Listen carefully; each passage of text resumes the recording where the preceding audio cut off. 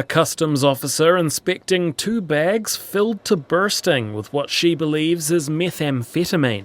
It's a big job, but she's working faster than ever thanks to state-of-the-art equipment at NZ Post's new sorting facility in South Auckland. That includes a new X-ray powered 3D scanner, which customs technical specialist Braden Harris explains can quickly identify drugs like meth. X-rays work off moisture and density, and we actually have 2. These packages here look very similar. So inside this package is actually 2 lots of methamphetamine. So the officer has actually proven that it's methamphetamine using the first offender, and we can confirm that there is definitely 2 packages inside that X-ray. Nearby, another officer is sorting through a shipment of ketamine. Mr. Harris says the new technology makes a world of difference. So it was an extremely manual operation, so an officer would have to be at the mail about the right time, looking at the right things. Now with this 3D technology, as well as our data that we're actually able to use, it's been a bit of a game changer for customs, that's for sure. Customs occupies just one corner of this massive new facility in Whitty, a stone's throw from the Auckland International Airport, where hundreds of thousands of parcels are now being sorted and shipped. The Auckland Processing Centre first opened for domestic parcels last month, but now it's fully operational.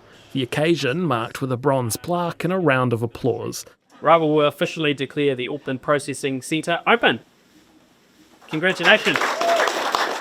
NZ Post Chief Executive David Walsh says the new facility has more than double the capacity of the old one. It is now sorting 30,000 parcels per hour. It's about 4 or 5 rugby fields in size, and it can process up to 30,000 parcels an hour. New Zealanders shop online, have continued to grow. E-commerce has been growing for many, many years, and internationally that's a trend that just continues. So we're seeing a lot of growth in that space, and that's why these facilities are so important. He says it's a game changer for staff, but customers won't notice much difference. Look, we've got a very reliable network already, and this is to ensure that we can maintain that quality of service. But most importantly, as New Zealanders buy more online, we want to make sure we can maintain that service as growth comes.